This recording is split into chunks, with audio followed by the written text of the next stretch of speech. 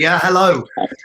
For hopefully the last time tonight, welcome to Whining On, the living history show where we take the histories of street performers, their lives, their experiences, their obstacles, and their difficulties. Tom, hey buddy, how are you today, pal? I'm good. It's a little early here in Australia. Only 5 in the morning. Yeah, feeling a bit bedridden still. Yeah, just woke up. So, Just straightening my phone. Just give me 2 seconds. it's okay, pal.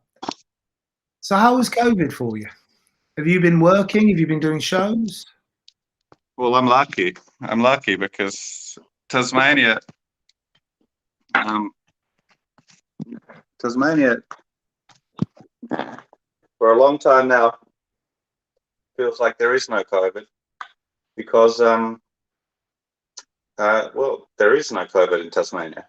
So, but it's also a very quiet little town with very little busking as well. So you have been it's doing some busking, but it's just not been, profitable, or there's not been a huge amount of people. People already know who you are, so they've seen already.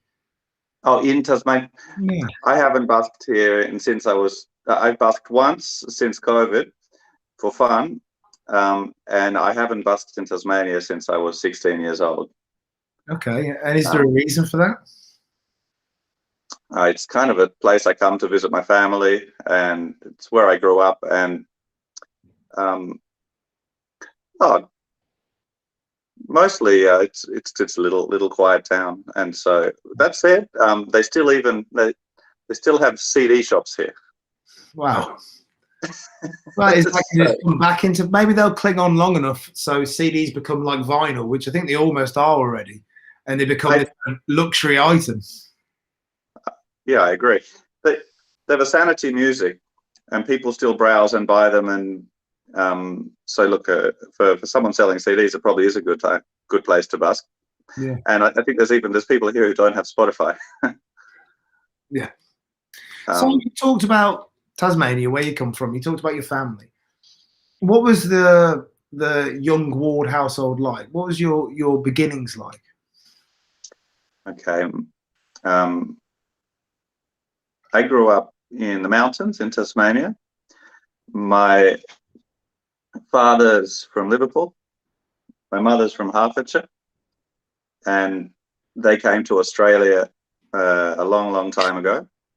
And I was born on a 140-acre block of bushland where my father, who'd been living in Wales previously, in a little shack as a hippie, having mostly organic vegetables, growing his own vegetables, came to Tasmania around the same time that Margaret Thatcher got in power. Okay. Probably because Margaret Thatcher got in power. About as far away as you could possibly get, which is at the very bottom end of Australia, Tasmania. So they packed up and moved to Australia and started a new life. Started a new life in Australia, yeah.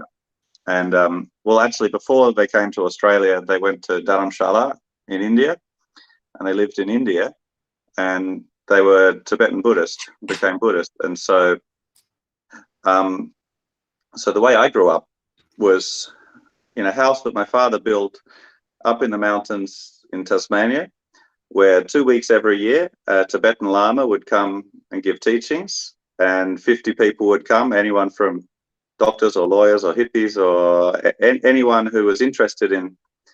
I just remember the doctors and lawyers because a few of my friends were. I remember a young,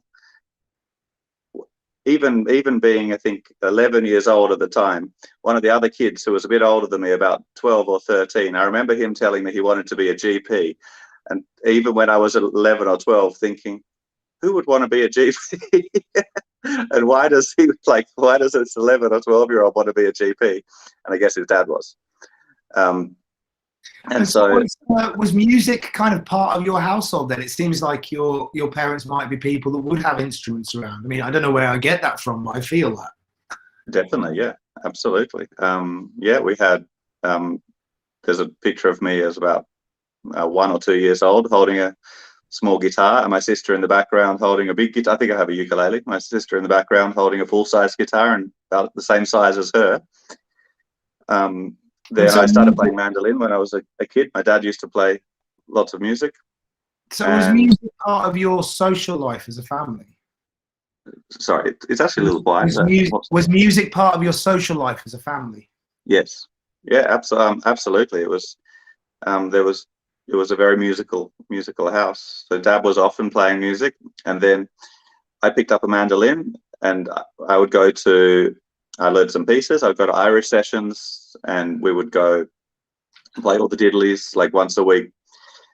And this was when there were actually quite a few kids would come, and there'd be a bit of Irish dancing and sort of, you know, the trad groups. The session we used to go to actually was in an old church, kind of in the same bush area in Meander, not in a pub, but there were every month or two we'd end up in one of the ones in a pub, and there'd be we'd make a trip out and all play music. And then that was when I was pretty young, probably 10 or 11, and then I went traveling with my family because my grandmother was still in England, and she said that she would pay for my parents' fare to come over to England, and they saw it as an opportunity for us to go through Southeast Asia and go all through Malaysia and over to Nepal, and then because they're Tibetan Buddhist, to make our way up to Tibet. And so when we were in Nepal, we bought 3 guitars for $30 each, and that's when I started playing guitar. And I was just learning bits and pieces. My dad would show me some chords, and I had one CD, one tape, which was a mixtape, which had Bob Dylan, 4 Non-Blondes, a song called What's Up. And I think that was the first song I think I wanted to learn. And I played the guitar for a while, just playing pop songs and things like that. And then when I got back to Tasmania, I heard someone play Asturias, which is John Williams on a CD playing Asturias, showed to me by my friend. And that's a classical guitar piece, a Spanish classical guitar piece. And I absolutely loved it. And my friend had the sheet music for it, but I couldn't read music. And so he gave me the sheet music, and I went to my parents and said, well, I want to learn to read music because I want to learn this piece, and can I get lessons? And so from then on, once a week, we'd drive for 1 hour into Launceston, which was the city, our closest city, and I'd get a lesson with a really, really lovely guy called Matthews Tyson. And he was probably one of the most encouraging teachers that you could ever possibly have. Why'd you say that? And sorry, why'd you say that? Why was he encouraging? I think, I mean, it's part of his personality, really. But you could never really he always made you want to practice and want to learn more. He was extremely non-critical. And if I ever, I did lots of exams, and once a year competition, but it was never about beating anyone else. It was always about learning the music to build up, to play, to perform it in front of people. And this was from day one. And so even when I did all the classical music grades through an examination board called Trinity College, London, and he had all of the sheet music, all of the different things needed to do this. And I would want to play all of the Spanish pieces like Asturias, which were way too hard for me. But he would encourage me to go through these grades and these exams, but it would just never ever felt like work or anything. It was always extremely fun and extremely enjoyable. And as soon as I was playing like grade 1 pieces, which are very, very simple pieces, at the end of each year, I would get up in front of about 100 people who were the parents and the parents from other students from the school, etc., and play my grade 1 30-second long piece or 1 minute long piece in front of the audience. And it was it was an enjoyable experience. Why was he so encouraging? Yeah. You know what?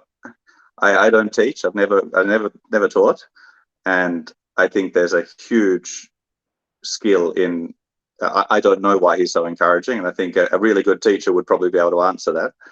I think it's part of his. It's what makes him special.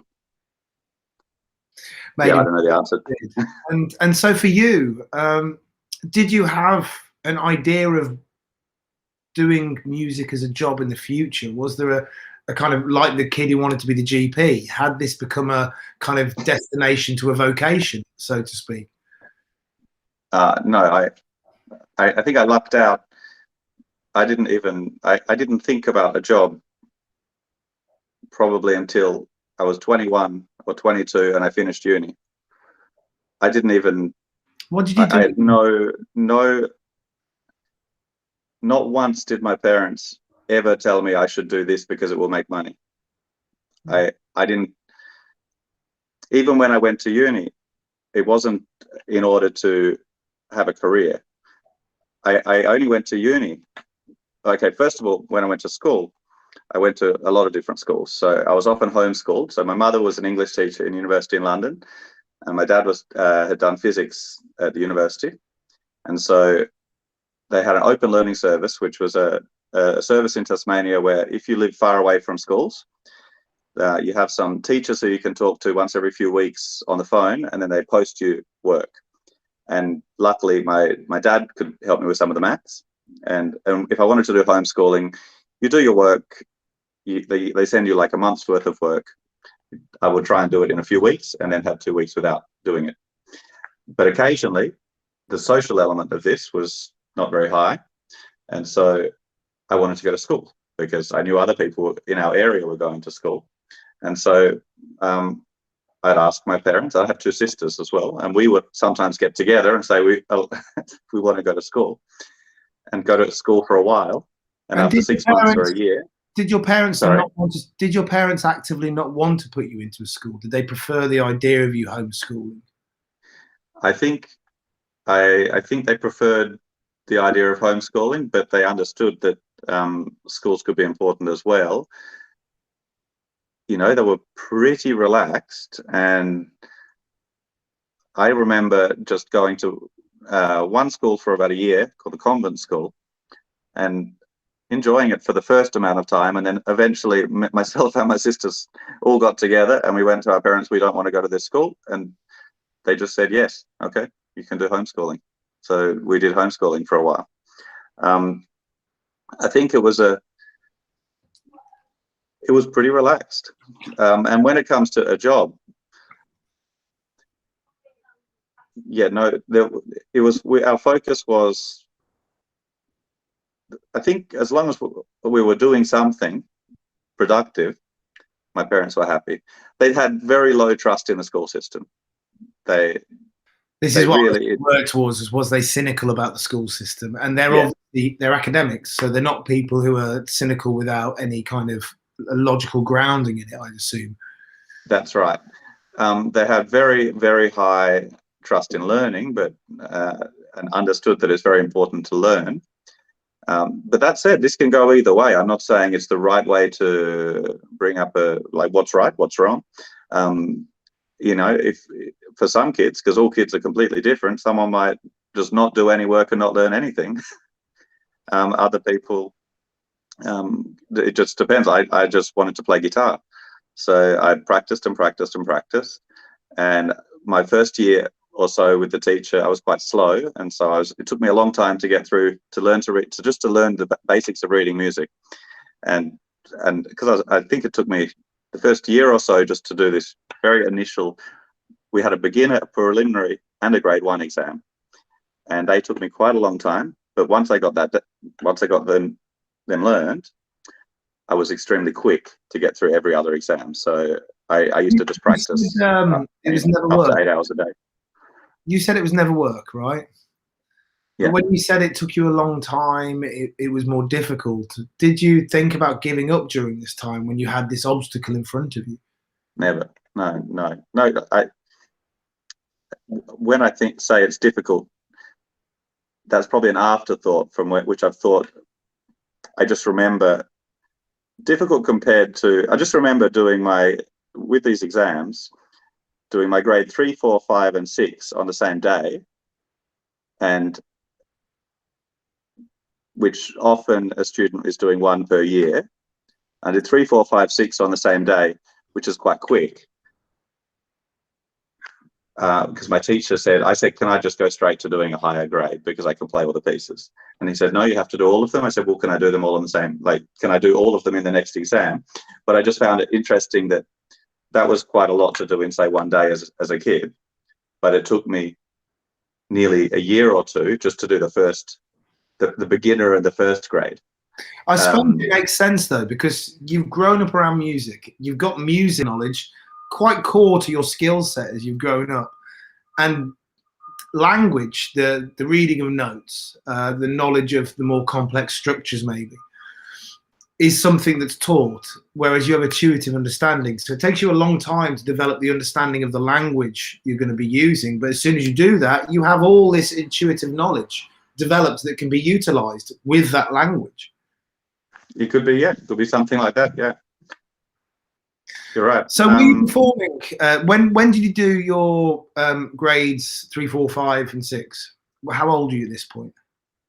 Maybe 14 or something. And are you in a band? Are you kind of performing with friends? Is that part of your life? No, they're very rigid. They're a rigid exam system from Trinity College London, and it's basically just a bunch of tests. So you play 3 pieces, often one from each era, one from the Baroque period, maybe one from the 19th century.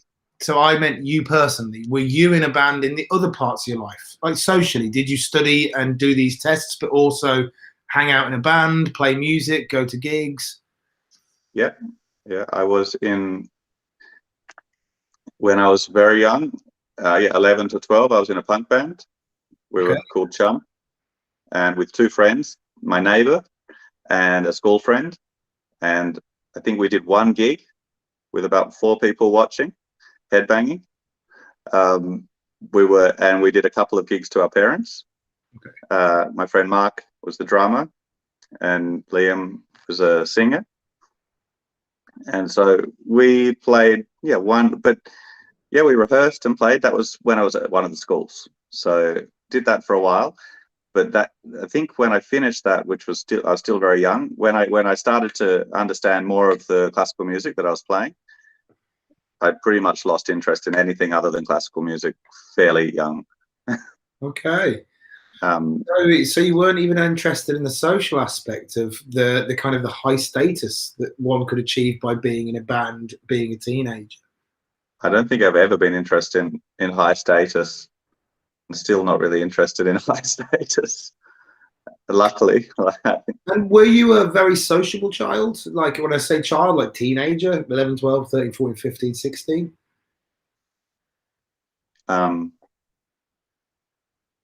think I'm not an introvert or an extrovert. I think I'm in the middle when it comes to being social. I really love time alone. I don't get bored. One of my friends asked me the question that I found very hard to answer once, and that was, what do you do to motivate yourself to practice when you don't feel like it? And the truth is, sometimes I feel like, going out for coffee, or going out to a party, or going to the city cafe instead of practicing. But there's never a time when I've got nothing to do when I wouldn't like to be practicing.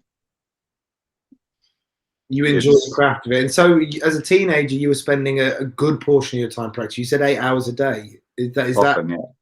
Yeah. So that's like a full-time job. You're schooling and you've got a kind of full-time job track. And I know it's not a full-time job, but there wasn't much schooling. Yeah. Fair enough.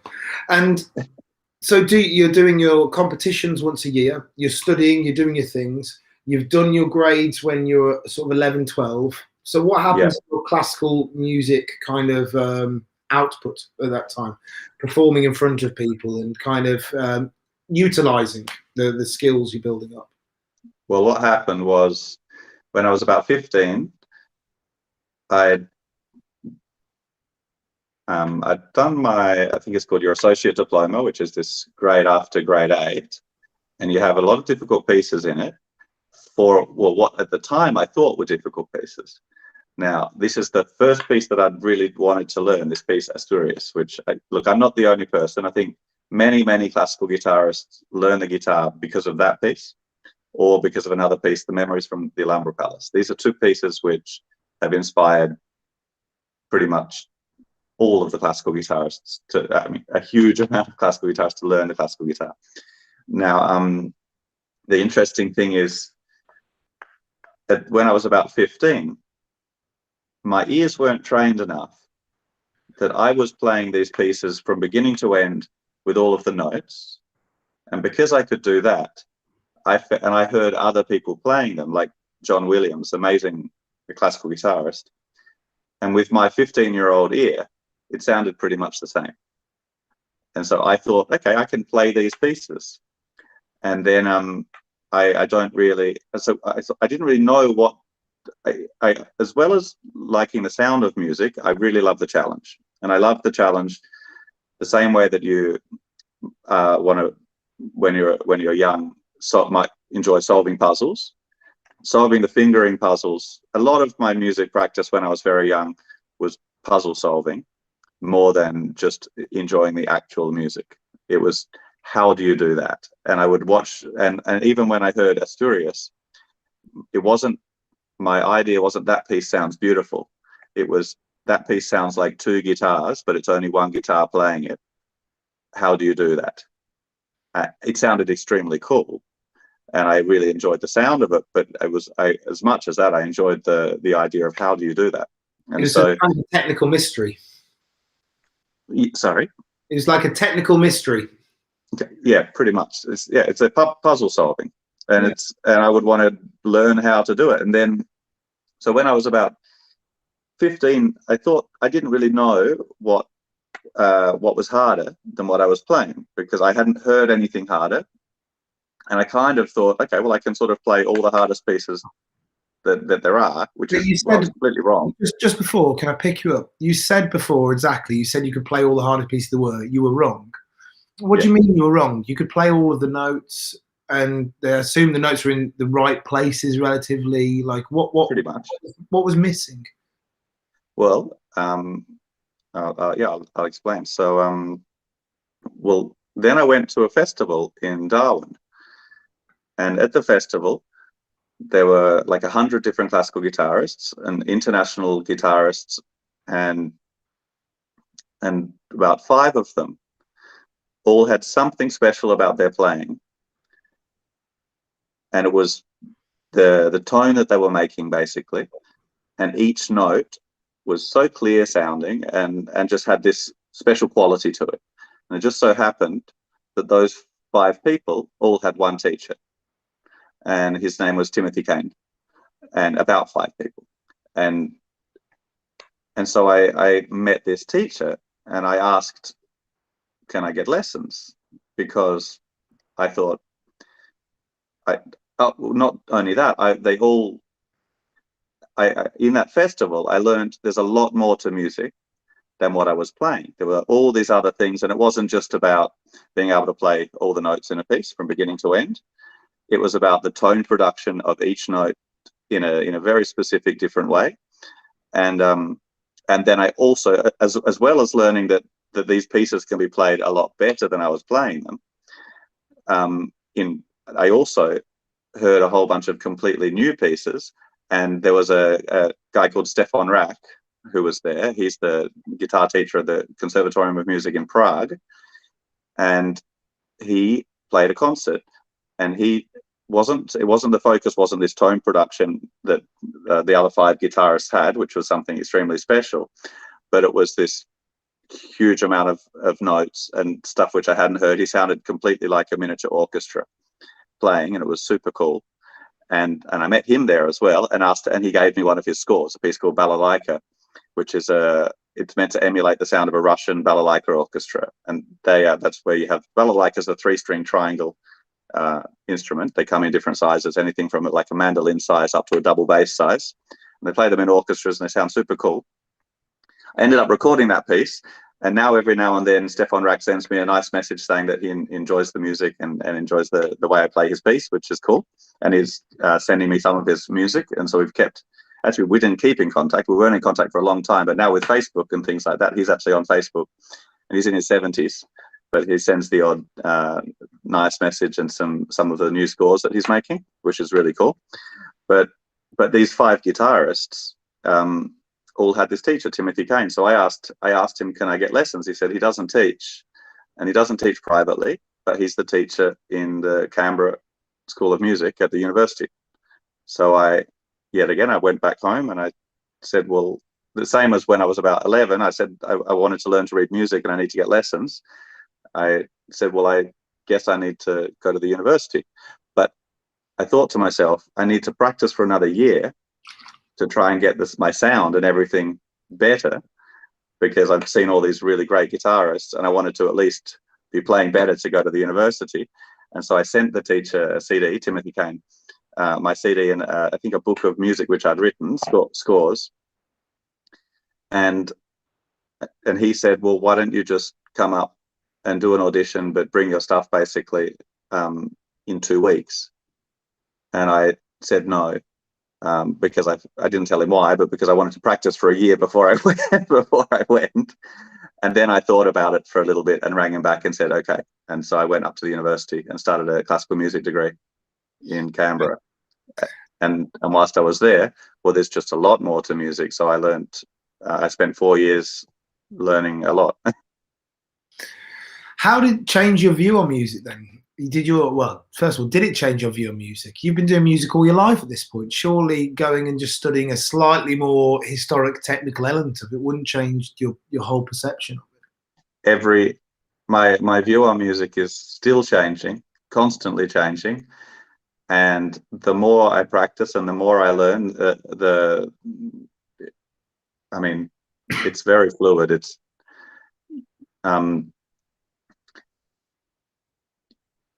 you just start to hear more and more and more details. So and crazy things like your perception of music when you learn pieces changes drastically. So there's a piece of music called El Colibri, which is the hummingbird, and I recorded it on my first and second CD. And at the time, I wanted to play it and try and make the guitar sound kind of like a hummingbird. It's a bit like the Flight of the Bumblebee piece, which emulates not the sound of them, but the atmosphere that you might feel if you saw a bunch of bumblebees, or a hummingbird in this case. And so I was trying to emulate that. But I remember hearing John Williams playing this piece when I was very young and thinking, wow, that sounds so fast. And then learning it and trying to play it as fast as he could and trying to make it sound like he made it sound. And now when I hear him play that piece, it's one of the slowest versions there is, and it sounds very slow. And it still sounds really good, but it sounds very slow. And it's, as you learn, your ear just completely changes. And so, but I like to keep this in mind, because it's very hard as a musician to understand what your audience are hearing, because it's not what you're hearing. But isn't the parallels with juggling and performance with that? So in terms of the time spent when someone begins to juggle, it appears like there's no time at all. You're throwing the balls and you have brief seconds, moments, glimpses, times to blink that you can grab something to make the juggle work. But then when you've juggled for a long time, suddenly the balls are hanging there for almost long enough for you to get bored. You know, you're like, oh, same thing, yeah. It's the same thing. Exactly. And in terms of doing shows, like, you know this thing, you work the festival circuit as well. Performers watch different shows to what the audiences watch, because absolutely, they have the performer's eye. So is this the same thing, that you understand the craft, you know the techniques, and so you can appreciate something that has a complexity or an originality to an extent that a lay audience wouldn't be able to? Look, I think we could relate it to something like tennis. I don't watch much tennis. I don't know much about it, but if I go to a tennis match with some friends who love tennis, I'm going to be excited by some of the big things that happen. Like, when someone does something pretty blatantly impressive looking. Yeah, like an ace. So I'm going to have a good Shot I'm going to have a good time. Yeah. I'm still going to enjoy myself when I'm there. But the person who knows a lot about tennis is going to have a very different way of watching it. Yes. And so they'll appreciate the minute technique. They'll appreciate the minute technique, but it doesn't mean I'm not going to enjoy it. So, and who's the, well, you'll have completely all sorts of different spectators who look at all sorts of different things. And so, and you might have in your audience some people who do understand. And there'll be audience members who understand things about your performance that you don't understand. Well, as you said to begin in this point, they see it in a different way. They don't see it the same way that you see it. And I even think that, once again, to draw performers into this, or to draw circus performers and verbal performers and people who do comedy, all this kind of stuff, it ruins people. You can't enjoy shows anymore. Things that other people will have a lot of fun with.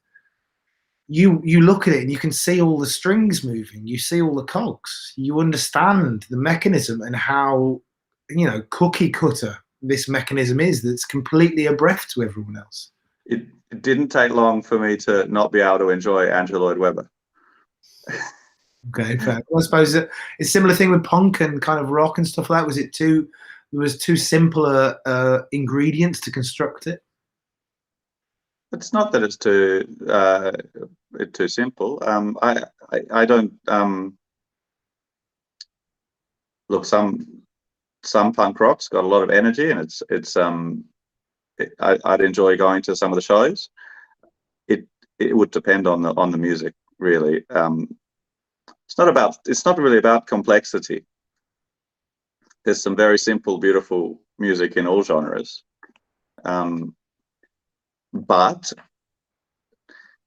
if you take some of the most popular punk songs, some of the most popular metal songs, some of the most popular Justin Bieber songs, some of the most popular songs from over a whole variety of genres, and you put all of them to a piano.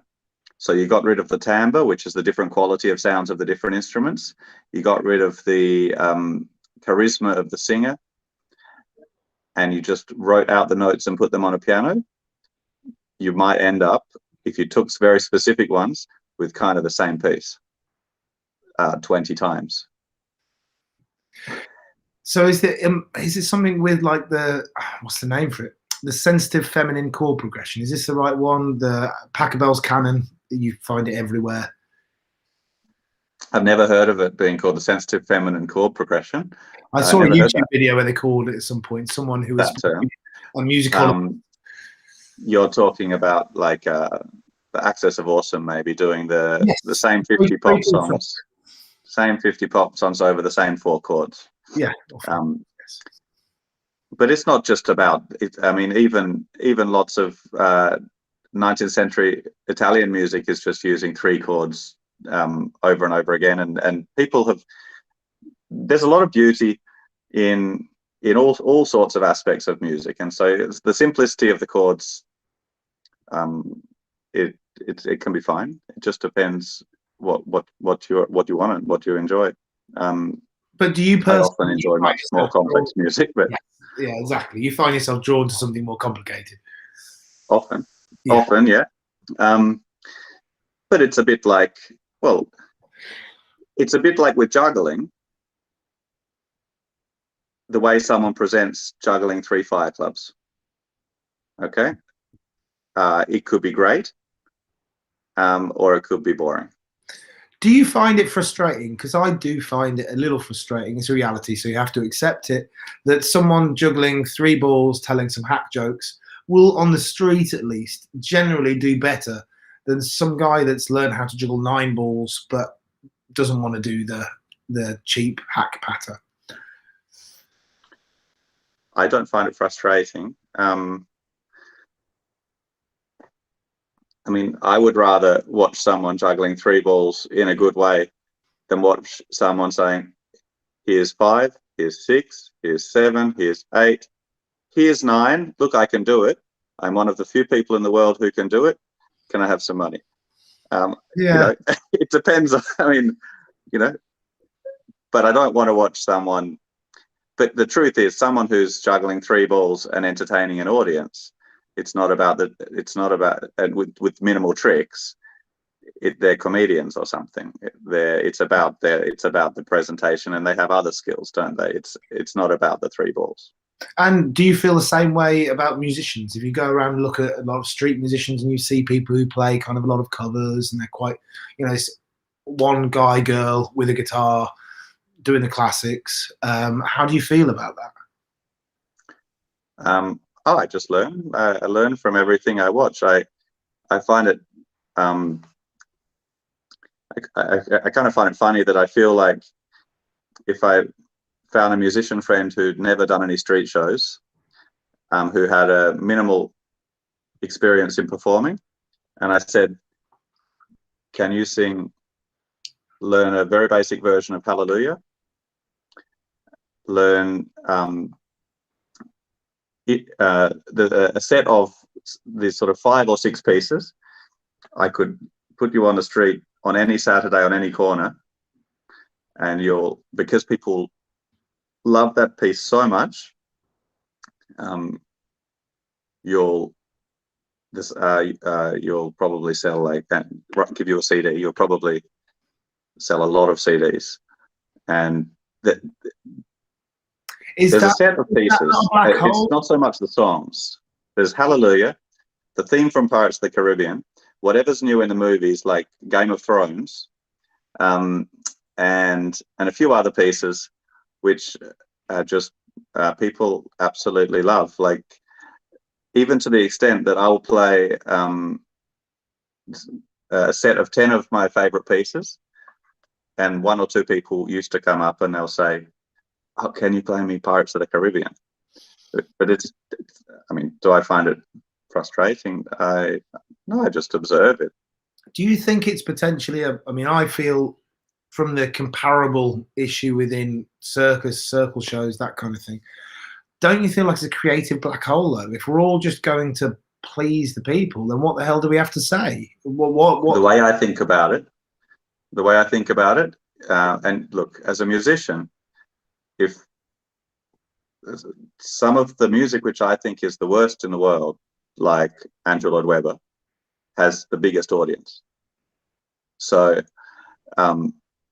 people absolutely love things like Cats and Phantom of the Opera. Yeah, Phantom of the Opera, which actually the theme dun, dun, dun, dun, dun, dun, was written by Pink Floyd, and I like Pink Floyd. Yeah, but anyway, the thing is, I feel like this. I think that when I play or when I perform, I have a few rules. When I'm at home, I play exactly what I want, all my favorite music, and I practice all the things that interest me the most. When I do a show, if I have to play things which interest me and which the audience like, and so a mixture of both. But I won't play something that only the audience like, which doesn't interest me. And if I think you're a performer who is playing something, it doesn't matter how simple it is or what it is, but if you're playing something because the audience like it but you're not interested in it, then you're kind of not helping yourself on an emotional level. Jacob, when it comes, I will come to you in a second. Can I just drag you back a little bit? Jacob's asking about the guitar, and I'd like to ask you a little bit later about that. I've been really interesting section we're talking about right now, but I want to drag you back to uni and just see how your uni went for you. By the end of it, were you successful? Did you pass your grades? I'll get back to the uni in 2 seconds. All I really wanted to say was about the simplicity and that everyone likes Andrew Lloyd Webber, for instance, instead of, say, my favorite Stravinsky music or Sibelius or Berlioz, or is that I feel like if I perform,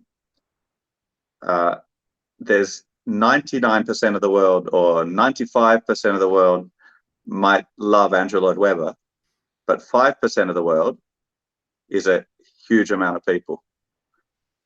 And that 5%, if they're interested in the things which I'm interested in, then there's a huge audience.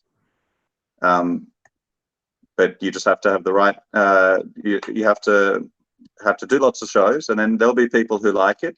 But the lucky thing for me is that if you don't find that audience, and those people don't aren't around to watch me, for instance, I'm very, very happy practicing on my own.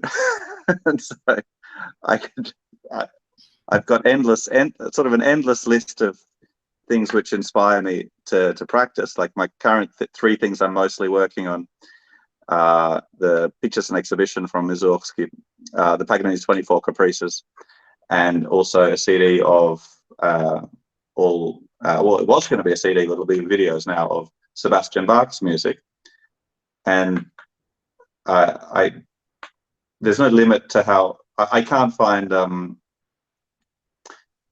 I can't imagine myself playing any of them perfectly, and I feel like I can just learn more and more and more about those pieces, and so that's what I enjoy, and I'm happy to do that at home. But luckily, there is an audience for the pieces which I like. I have a few friends who really love avant-garde classical music, and it's tough because there's very little audience for people who really love avant-garde classical music. You better really like playing at home or teaching. Is it kind of you're on the verge of being an outsider artist somewhat by being in such a niche group? Yeah, that's right.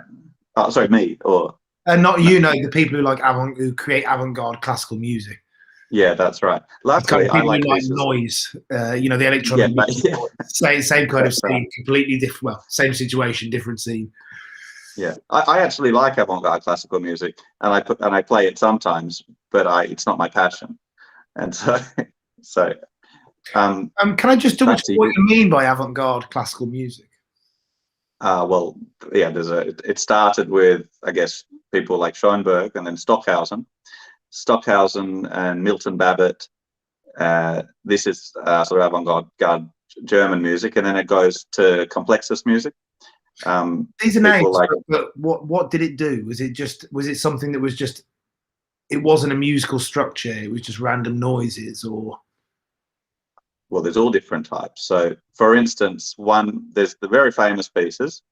There's John Cage wrote the piece, which is, I forget the exact amount of time, but it's like a minute and something of silence. And it's all written out on the page. But it's all rests. So there's no notes written out, but it's written out, and there's a page turn. But you have to sit there as a musician on the stage, and then you sit in silence, and you do the page turn, and then the piece is finished. And so this is an avant-garde piece by John Cage, and people say, well, anyone can write that. He said, but they didn't. Yeah, and is it like a joke, right? Is there some kind of jokey nature to it? I don't think it's all in. I actually don't know whether I don't think it's that serious, but I don't. It's a little bit. That one is a little bit about when it was probably first performed, and people hadn't seen it. Now people know about it, but it's the audience reaction. How does and there is sound because you can hear the audience.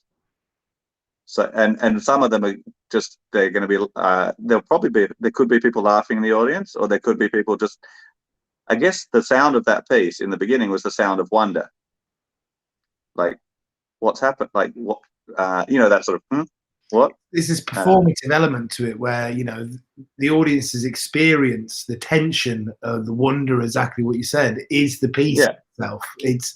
Well, that's interesting. At 4 minutes, Jacob says it's 4 minutes 33 seconds. There you go. 4 minutes 33. So not 1 minute. Exactly. I mean, that almost gives it a different nature than when you hear it on an album. I mean, when you hear it on an album, I'm sure it doesn't have the same weight as it being performed live.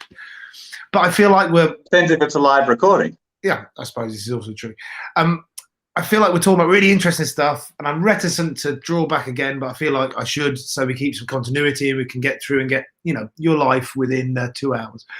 Back to uni. Some of it, So what did you do after university? Well, so university, you asked me, did it go well and etc. Yeah, it was. I loved it. It was fantastic. All of my guitar related exams went extremely well, and when I finished, I was offered to do like a scholarship to do a PhD, but I decided not to because it meant I was already in Canberra for 4 years, and Canberra is not the most exciting place in Australia. And but I also I met a lot of really great teachers there, and so not only my teacher Timothy Kane, but also I had extra lessons with a guy called Jeffrey Lancaster, and he encouraged me to and basically made me very, very interested in early music and studying a group of mostly Dutch performers and some Swiss.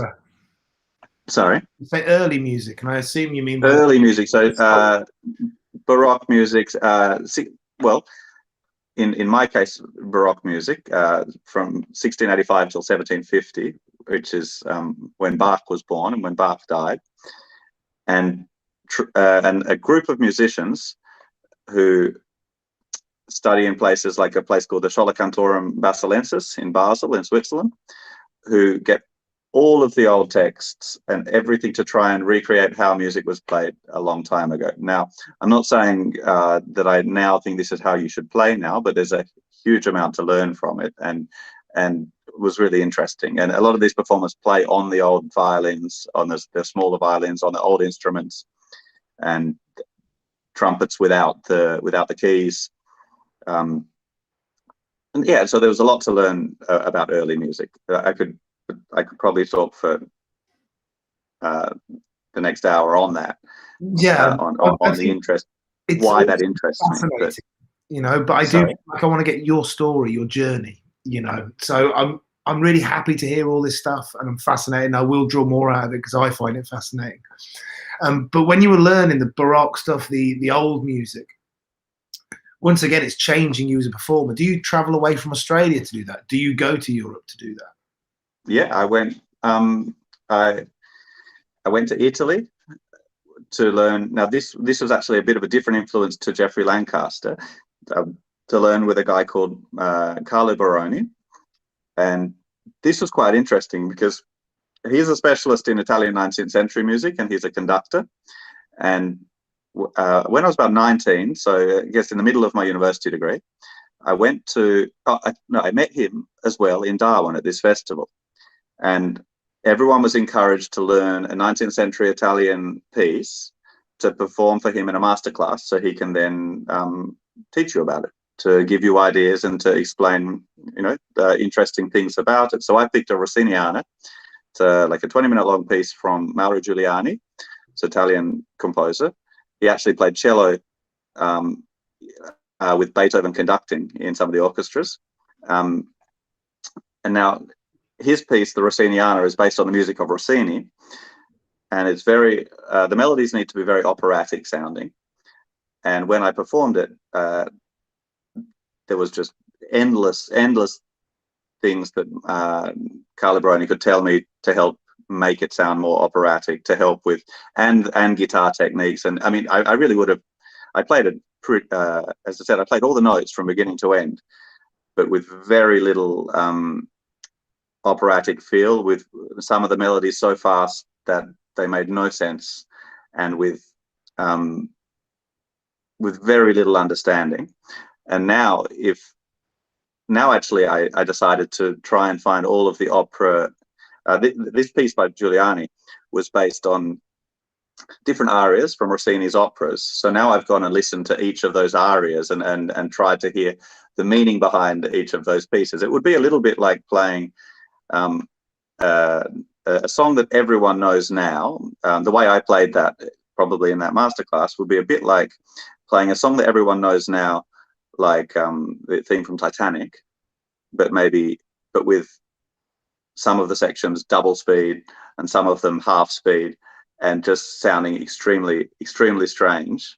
And then, but because it's old music, we're not without some understanding, you're sort of out of touch with what these things meant. But if you study it, you can start to learn a lot of intricacies. And when you say you use a certain terminology, what these things mean, and there's no narrative necessary, I'd imagine, in it. When you say what it means, what do you mean by that? Well, lots of things. But one thing, for example, is when you learn those pieces, when you learn the, say, a Rossiniana, you start to realize that what the notes mean, and you start to realize that some of them mean that it should sound like the orchestral part of the opera, and some of them should sound like the vocal part of the opera. And so the meaning behind the notes is that I might be playing a piece, a section of the piece that is very operatic in its actual meaning.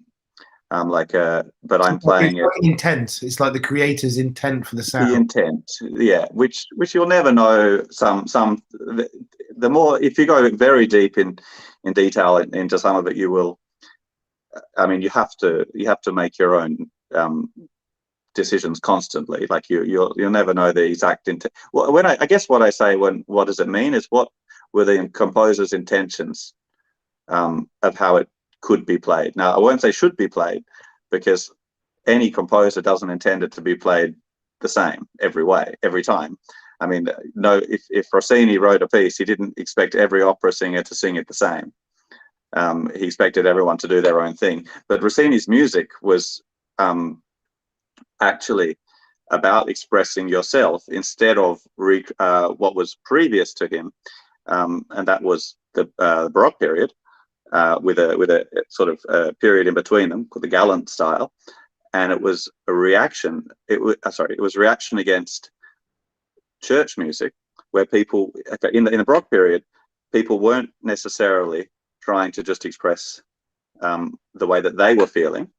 They were trying to recreate the beauty of God and recreate the beauty of God's creation. And so when you played a piece, you will try and make it beautiful, but it's not getting up and expressing yourself. In Italy, this was kind of there was a reaction against the church and against church music, and instead of recreating the beauty of God, composers started going more to writing music where you get up and you express yourself. And then Niccolo Paganini, a little bit later, is kind of one of the sort of biggest proponents of this type of music. And he is one of the sort of first virtuoso who would get up and show off and say, everyone look at me and look at what I can do, and became very, very famous doing that. And it was a very, very different atmosphere. And was this, because I talked to another friend who's a musicologist, street performer, cello player, I believe, and he said that in ye olde days, music wasn't seen as something that was emotional. You wouldn't believe that when you listen to a piece of music, it would embody an emotion. It was more of a mathematical, constructive thing. Whereas now we associate music with kind of canned emotion, if you know what I mean. I have to completely disagree. Really. Fair enough. Yeah, I mean, it's always been associated with emotion. In the Baroque period, it wasn't necessarily associated always with the emotion that you were putting into it, but it was at the time, but it was it was recreating emotions in their own state. And so if you play a piece, say in E major from Bach, the key of E major meant something to Bach, and Bach was friends with a guy called Matheson, and Matheson gave an affect to every key, an emotional affect. And so for instance, he said that the key of E major expresses a wholly fatal sadness, incomparable to anything except the loss of body and soul and helpless and hopeless love. So that was the affect that he gave to the key of E major. Now, a wholly fatal sadness, loss of body and soul, so death, and this is a major key. And a lot of people think major happy, minor sad, but this is a major key. But in the Baroque period, the tuning was different. And so when you played on a piano that was tuned into the key of C, the further away from I won't go too deep into this either, but the further away from the key of C you get, the more dissonant the relationship between the notes was. And so the key of E major had a bit of a dissonant feel.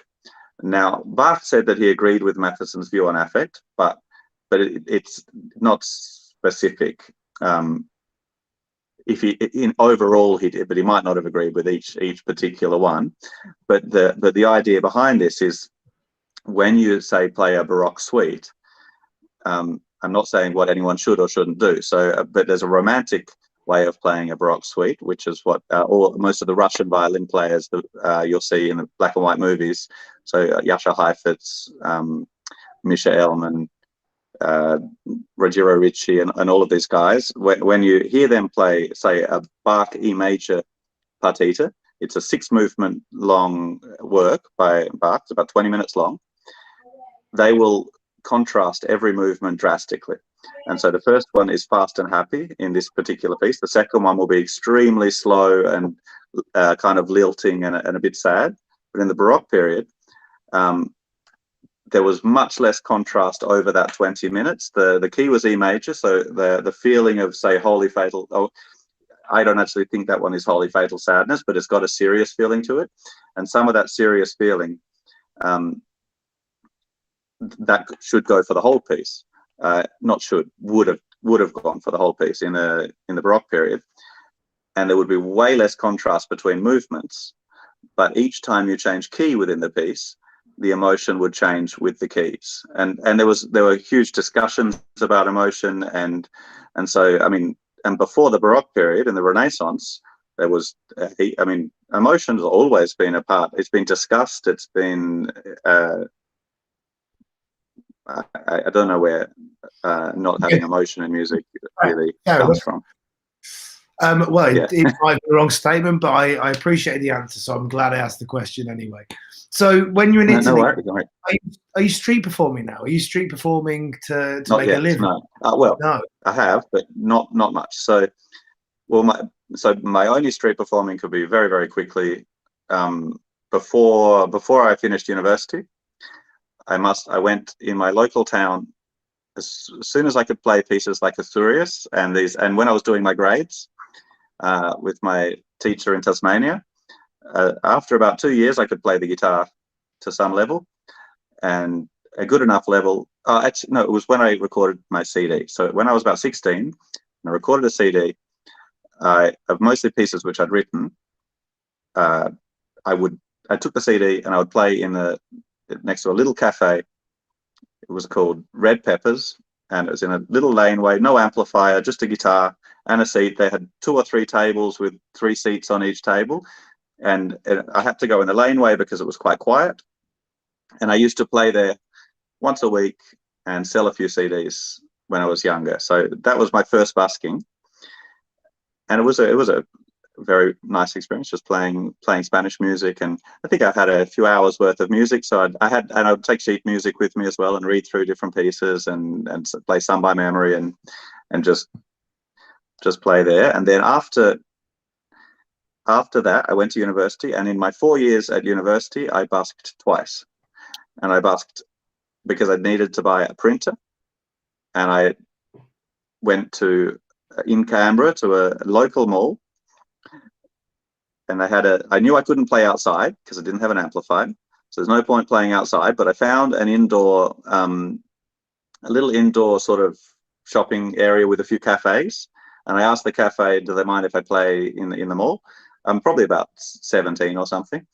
And they said, no worries. So I played, and I remember I made $190 and I bought a printer with it. And I went back, but I was also amazed that I'd made $190. Because whilst I was at university, after I paid for the food and accommodation and everything, my weekly, what was left over each week was about $30. And so, I'd go out every second weekend. I'd practice until I couldn't think anymore for about 10 days or 11 days. And then I'd go out every second weekend and maybe party, and then do the same, repeat for quite a few years. And anyway, so I bought the printer, but I was like, that's amazing. So I went back and I played there for a few hours, like a week later.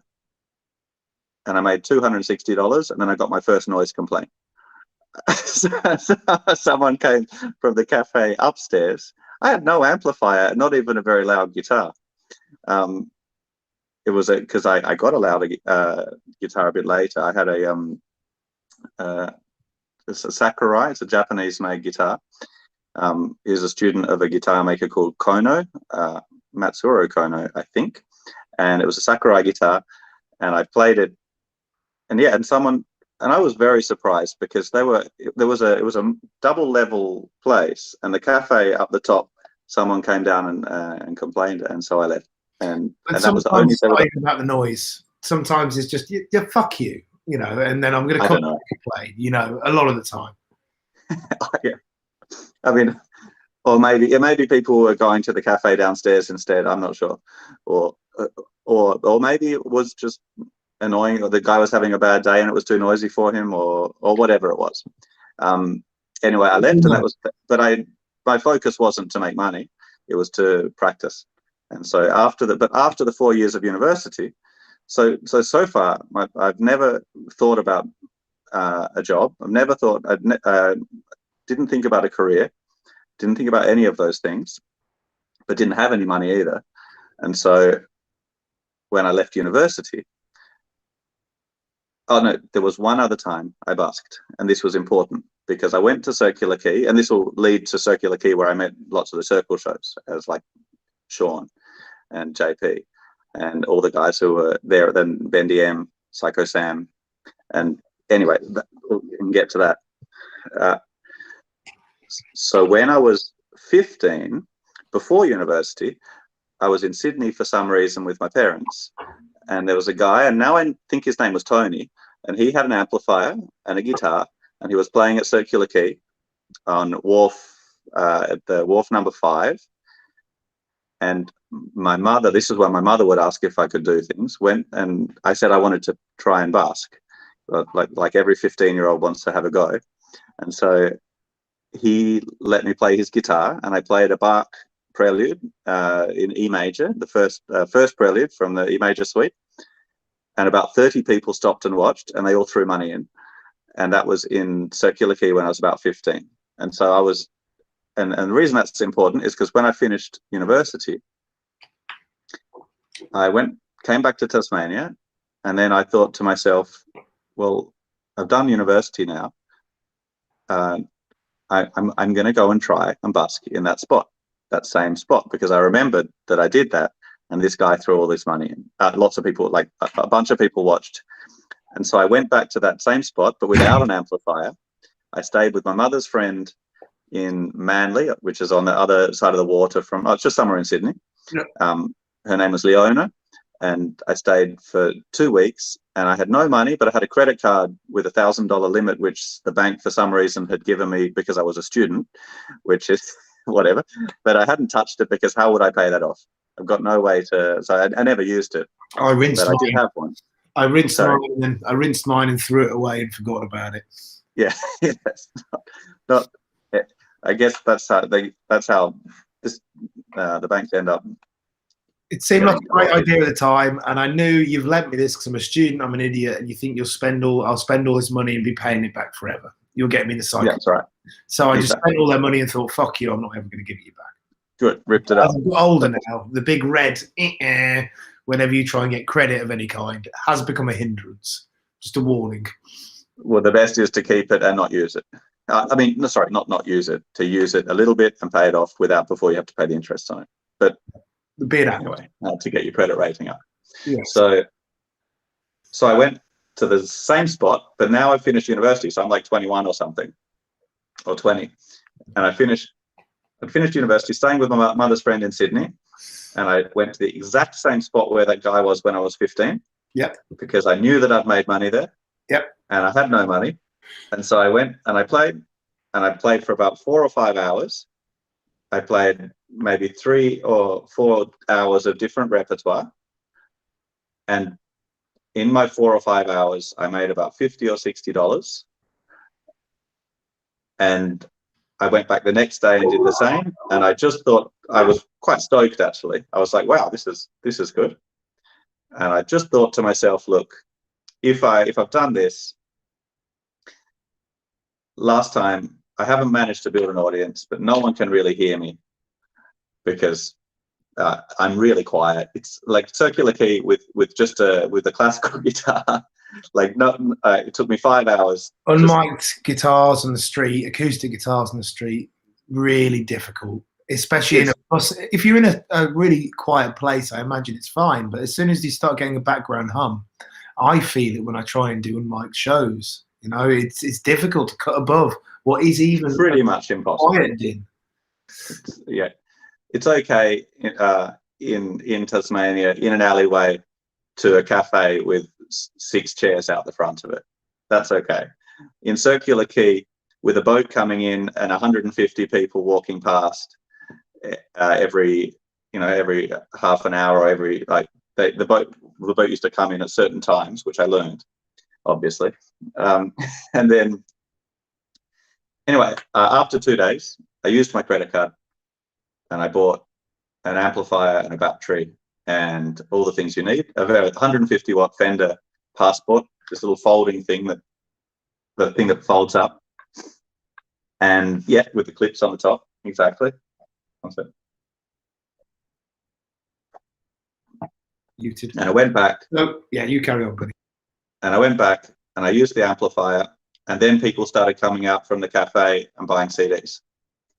And then I realized, and then I paid for all of the gear. I ended up paying for in about a week. And then I think I made about $800 that week. And that was my first ever busking. And I'd never thought about money, but then I thought about money because I realized I could move to Sydney and I'm going to need money, because otherwise I'm not going to be able to pay my rent. Or I had to think about it, of course. But the priority was still, well, actually, I don't know why I really did it. I then went back home and I told my parents I'm moving to Sydney. So I moved to Sydney after going to uni, and I spent about 2 months there busking and making money. And then I saved a few $1,000s, and I went, but I didn't feel yeah, that's right. My goal was to record a CD of everything I practiced whilst I was at uni. And so all the things which I'd learned, and a good quality CD. And so I thought, in order to record that CD, I'm going to need some money. And so I was in Sydney, but I was also enjoying myself in Sydney. So I was, just busking and saved a few $1,000s, but I also didn't feel like I was good enough to record the CD. Why? Because I finished uni, but I still wanted to practice for like another year. And so I went back to Tasmania and I spent about 3 months practicing. And I went back to Sydney, and for 3 years, I gradually just didn't save any money, but I would go and busk for a few months, save a few $1,000s, then go and practice for 4 or 5 months in Tasmania, because the priority was to get better and just get better at guitar. And then after 3 years, I was learning a lot every time I went to Sydney. I was getting better at performing. I was starting to realize that out of the 4 hours of repertoire that I played, people were only interested in about 5 of the pieces, which was, but lucky I liked those 5 pieces. I realized that playing it wasn't a problem. That wasn't a reticent thing for you to strip down your content. Did you feel bad about it at the time, or were you quite happy you were seeing? Well, what I ended up doing was still playing most of the repertoire, but every time the ships came in, the ferries, playing the ones they liked. So you had the hits, and you'd hit the hits when you had the highest volume of people around. That's right.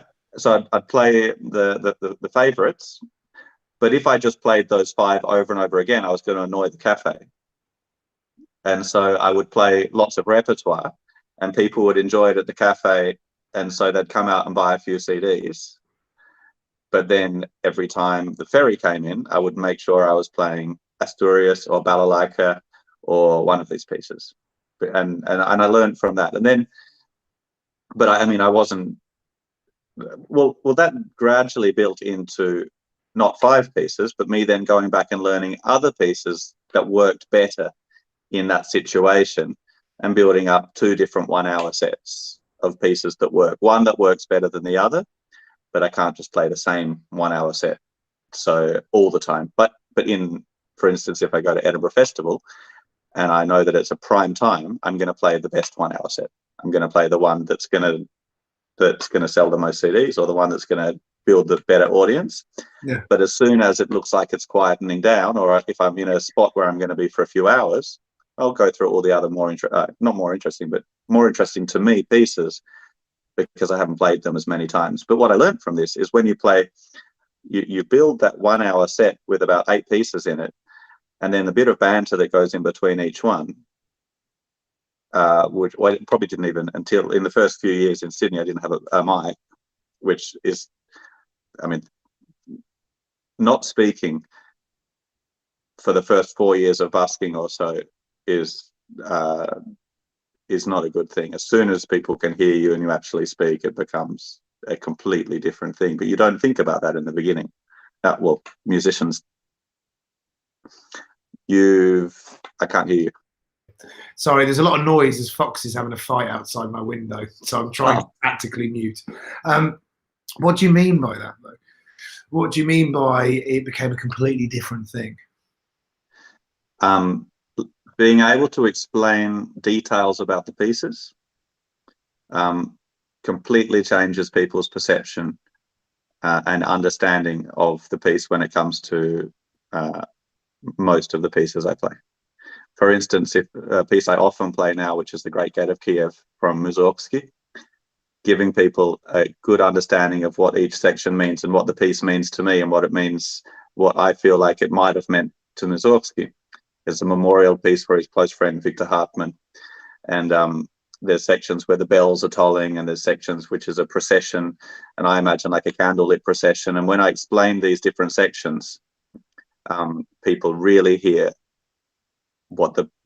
they really hear that in the piece. But if I just play it without saying anything, they sort of hear a lot of virtuosic sounding music, and it sounds kind of dreamy and sort of beautiful.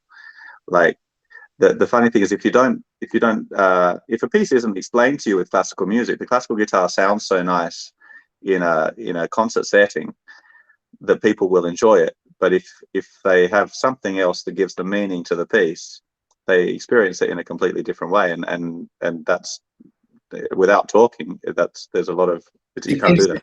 By the sound of what you're saying, is it gives it kind of context and grounding. People can understand and build a narrative around the music that they wouldn't have necessarily had the insight to do otherwise. But I also, absolutely, at the same time, it's forming an understanding of who you are.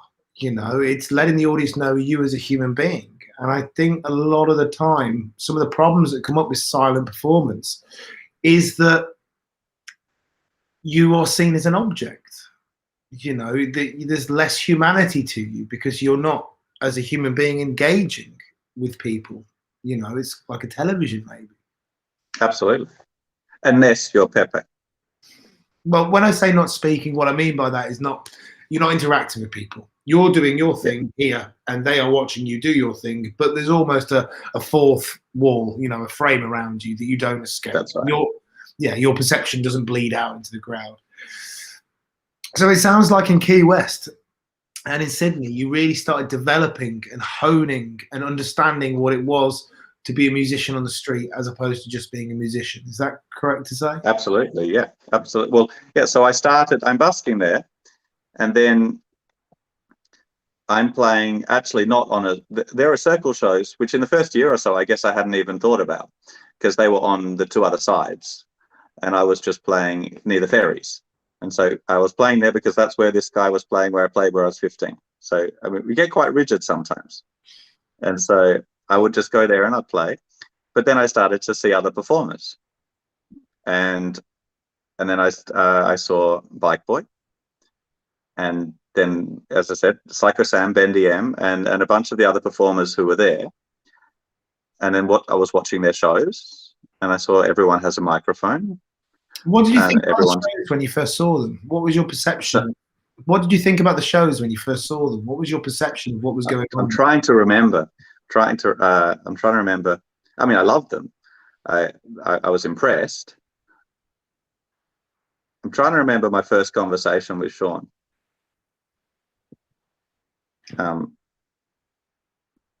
Were you can't remember. shocked? Were you shocked or surprised that this kind of thing was happening? I was shocked and surprised by the first ever circle show that I saw in Tasmania when I was a kid.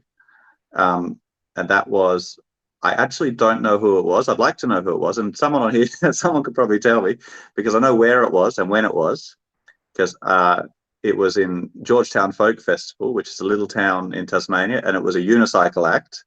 Probably, I remember it being huge, but I was a kid. And there can't be that many people who were on a unicycle, doing a unicycle act at the Georgetown Folk Festival in Tasmania 20 years ago. Let's put the nose to the grindstone and figure that one out. Because that was the first circle show I ever saw, and I was very impressed. And then the other people I used to go to the circus festivals in Tasmania. So Shep and Space Cowboy and Shep, when I was very young, were doing shows in the circus festival in Golconda. So once a year, I think 3 times I would go there. And well, that's the other thing. When I was younger, so as well as playing guitar, I was riding a small unicycle, juggling, and doing everything with the Diablo for about 4 years or something. Why? Why do all these things? Because it was fun and I was a kid. It was just a test. It was a challenge. Something else. Another puzzle box, maybe. Yeah. Yeah. I just didn't. Yeah, it's because it's a test and a challenge and difficult. Riding the unicycle was actually really difficult. Well, the learning curve is very steep on these things. You know, it's very difficult to get the first bits of skills to build everything else from. I think that's why most people don't do them, because you've got this huge wall of skill acquisition before you can even start learning what it is to do. If you understand. That's right. Yeah. We're pressing on time, so I'm going to pull you back again. So you're busking now. You've gone to Key West. You've settled in Sydney. When do you start now going and doing international festivals or busking around the world? Is that something that comes much later? Well, so the first 3 years after uni, the priority wasn't money again. It was making enough over 2 months to get enough to record a CD and to practice for a year. But that year turned into another year. And after about 3 years, I recorded a CD, which I recorded one I wasn't happy with, then I redid it and recorded one I was happy with. And so, and then that was about 3 years later, but by then I had learned a lot. So I think by now I had a microphone, and I was friends with most of the circle shows there, and we'd hang out, and I'd learned heaps and heaps from JP, and learned lots and lots from Bike Boy. And so, and things would happen like Sean rang me 11 o'clock at night and said, let's go to New Zealand.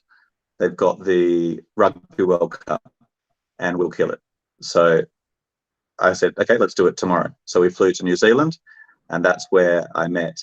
We all busked along the viaduct in Auckland, and there were only 4 of us there, and heaps and heaps of people. They had to bring 3 cruise ships because there were not enough hotels to house everybody.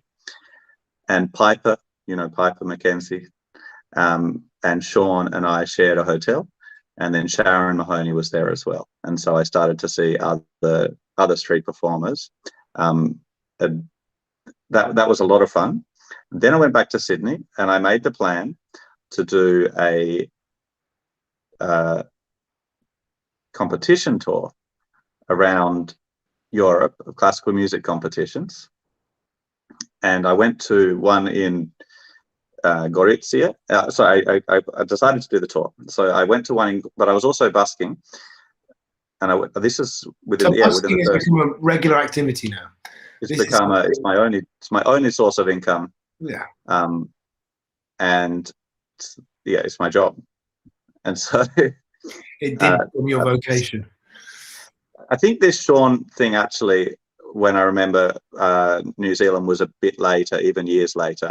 If we go back a little bit, after those 3 years, I went to do a competition tour of Europe.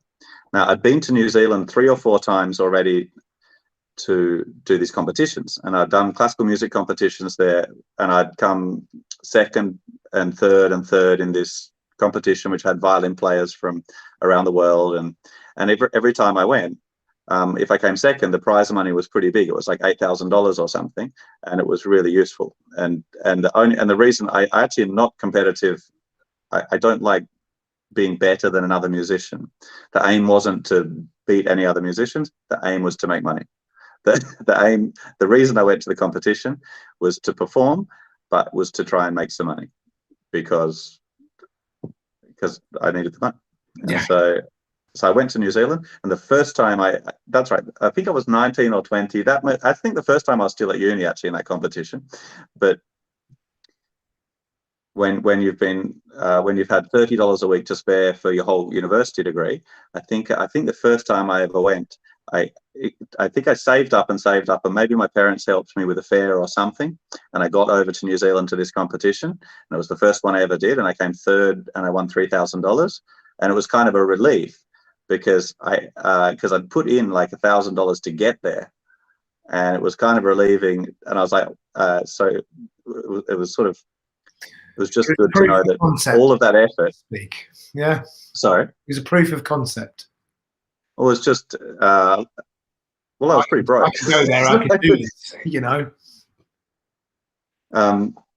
Anyway, so I'd done some competitions, and then I decided to go and do a competition tour around Europe, and I went to my first competition in Gorizia in Italy.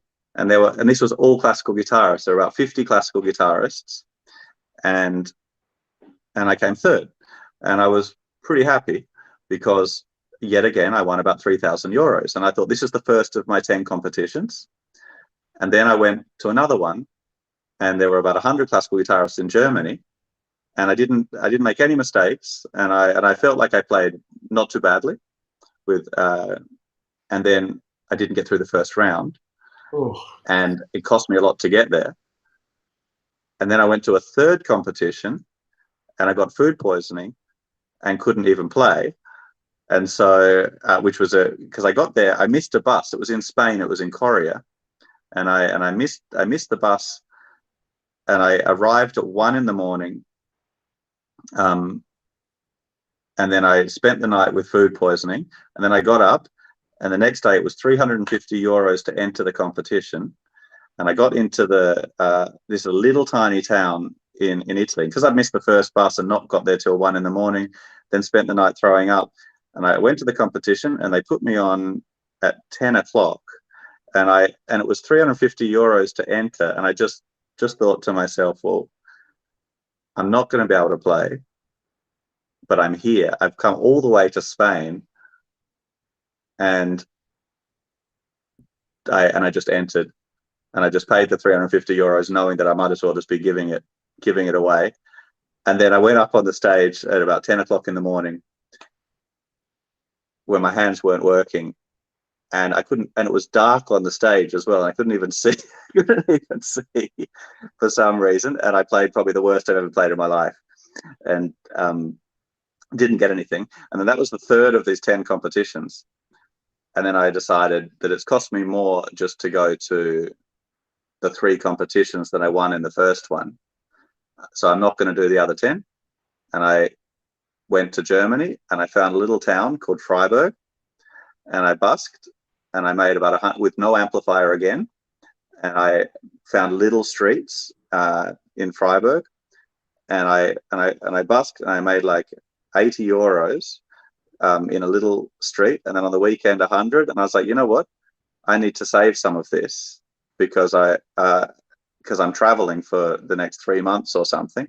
And so I spent 6 weeks there and just played heaps, and it was great. And I met lots of interesting people and had a lovely time. But by the end of my Europe trip, I realized that I quit every other competition, and I just because I wasn't doing them to beat people. As I said, I was doing them because I wanted money, and you were losing money. And I'm losing money. So I had no. It's not.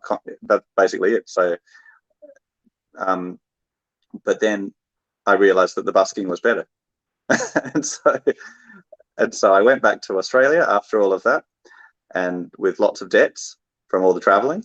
And that was my first Europe trip with busking, and I came back in debt.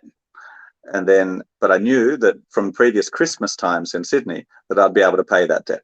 And so over Christmas I paid it, and then I learned and then I sort of got better, and then I came to Europe every year after that.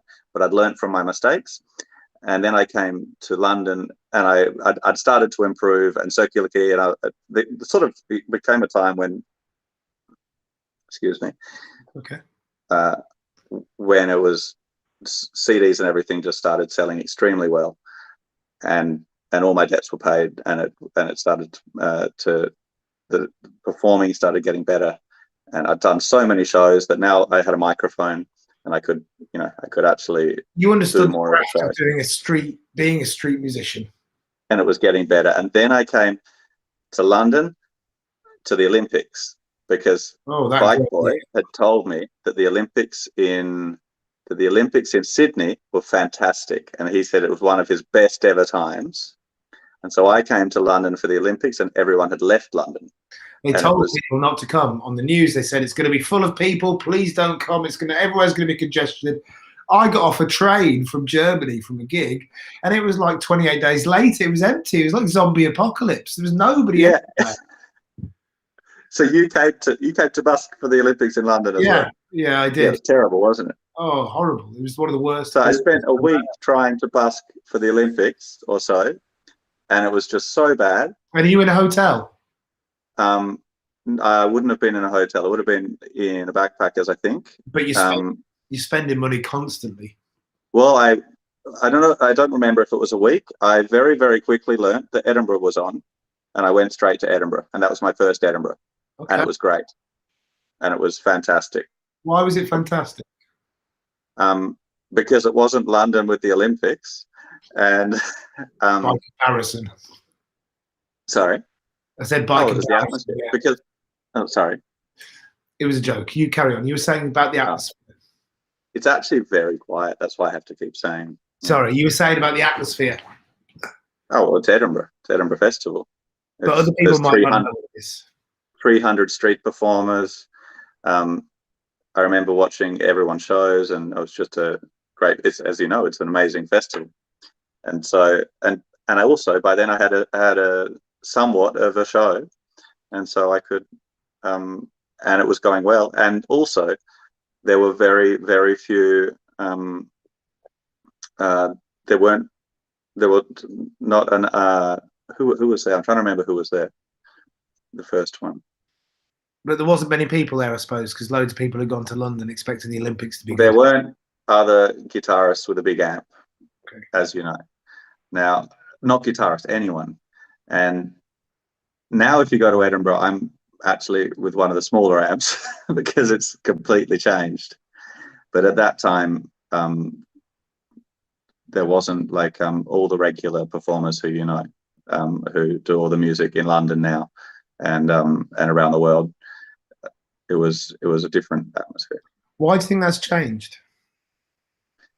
Well, I told a lot of people about Edinburgh, and so a lot of people came because I recommended, because I had such a good time the first time. And so I mean, more as well the amps, because it seems like in the world the use of loud amplifiers has increased over the last 20 years. I remember everyone had amps when I was a kid. Probably changed. It's changed because D-class amplifiers came out instead of A/B class amplifiers. And okay, well, most of the amplifiers you buy in a shop now are D-class electronics, and they use 3 times less battery power than the old A/B class ones. And so, and batteries have got lighter, and so you don't have to. When I was first busking in Sydney, I had to carry 120 kilogram car battery with me, and that's not much fun, right? It became easier. It became easier for people to use amplifiers because they became much lighter. Do you think that's to a benefit of the performance world as a whole, the street performance world, or is it perhaps a negative to the street performance world? I think it's a benefit for the people with the amplifier sometimes, and I think it's not a benefit for the other street performer next to them who doesn't have an amplifier. What about the people in the surrounding environment? What about the public acceptance of street performance? Well, unfortunately, I think that the question would be is important, but I think with the lack of selling CDs and with Spotify, that about 2/3 of the musician buskers that I've known, or half of them, have quit anyway. So I think that the question probably doesn't really matter. CD sales went down. Is that because people stopped buying CDs? Yeah, people don't buy CDs anymore. So and there's no desire to put something on a USB key or something like that, or people have tried everything, but the simple thing is Spotify and everything for free completely changed all musician buskers. And so, for instance, I was busking on Pont Saint Louis, which is behind Notre Dame, the small bridge, and it's a really great place. And I remember doing one show for about 1 hour with a lot of the audience sit down on the bridge, and it's a lovely atmosphere. You don't have to be loud there. It's one of the few places in the world where I could play Baroque and still build an audience, which is interesting. But I remember playing for 1 hour, and this father and his 2 young girls, probably 6 or 7 years old or something, just loved the whole concert. And he came up and said thank you, and the kids were like, thank you so much, blah blah blah, and they were like, we really like the music. And I was like, well, they didn't buy a CD. So normally if that happens, and a lot of musicians will do this, I just thought, well, if the kids love the music, I'll give them a free CD. So I went to give them a CD, and their father said, oh no, don't worry, I downloaded it on Spotify. And so he's in the audience. You're on Spotify. Sorry, it is on Spotify, yeah. No, you get like a fraction of a pence for every play. About 0.007. I looked at the. I should just take it off, but it doesn't really make any difference at the moment. I think about like 400,000 people downloaded the CD, and I got a check for about $120. Oh wow! So, I mean, I was just doing the maths in my head. If it's 0.0, I don't know exactly what it was. It was like 400 pages or something of PDFs of the because I have a MGM Entertainment to organize that, and I just remember seeing the amount, but it's something crazy. But the interesting thing is, there are no. So at one point, it was really good to go to Edinburgh, to sell lots of CDs, to have a great time, and to make some money. And then, but I worked extremely hard doing as many shows as I possibly could in these different festivals, knowing that it was going to last for about 3 years. And then the last time I went and did all the full trip, I did about half as many shows, and I enjoyed the festival, and I wanted to see everything, and I made almost no profit, because I wanted to have a good time. And I knew that was probably the last time, because with the lack of being able to now, you have to change your whole show and completely change everything without CDs. And they were the main source of income for a lot of musicians, and that's pretty much gone now. And do you see a route around that? Do you see a solution? I see that I see that maybe when everyone is doing like sort of phone sales and things, and when it's natural and everyone knows how to do it, maybe there'll be a sort of download my video thing that's quite quick and quite easy. Tap kind of thing. Yeah, something like that. I'm not really sure, but my actual plan was quite different now. Next time I start to do shows, so I will still go to Europe after COVID and do quite a few shows, but I probably won't put my case out. I probably won't ask for money, but I'll probably just enjoy it. I take it you don't need money anymore then? Sorry? You don't need money anymore then, because you said I always, I did it kind of in a way for money, this specific aspect of your life. If you're going to go there and if you're going to tour still, but you're not going to ask for cash, then where's the income come from, or is the income necessary anymore? Well, the idea is basically to have a different focus, and that is that something which people have always done, and that is to either sell tickets for shows and also just the enjoyment of doing the street shows and doing the so it was actually difficult in Edinburgh. So I a few times I trialed, I didn't put the case out, and I wanted to do shows without asking for money. It's kind of impossible because one or two people come and put coins on the ground in front of you, and then everyone follows, and you end up with a pile of money in front of you, and then you don't want to be the person who's like, no, I don't want that. I mean, that's rude, isn't it? You can't you could give it to someone like discreetly or whatever if you actually don't want to be. It's actually very hard to do a show. People want to say like thank that. you. It's a thank you. It's a thank you from people. Yeah. Oh, but it's just an interesting thing. But I knew that would happen, and so now busking has been a big part of my life. But there are many other things as well, and so practice is a much bigger part. And so the next 2 years, I plan on practicing pretty much all day, every day, almost zero performing, and then completely renewing all the repertoire and studying. And then that's whilst COVID is on. And then when COVID finishes, a routine, and it's a fairly strict routine of Tasmania where it's quiet, practicing for 8 months, learning repertoire, studying music, and then 4 months of the summer in Europe doing street shows, and a lot of the time not putting the case out and just doing the shows and seeing what happens, organizing a few concerts and talking to people about what happens in, for instance, Edinburgh is not only do you sell CDs and things like that, but every time you do a concert or a street show, there are people looking for you to come and play in their small festival in France, or there's people scouting to see if they want you to play in China. So I went to China about 4 times and played small concerts in theatres. And so the actual element of just busking for money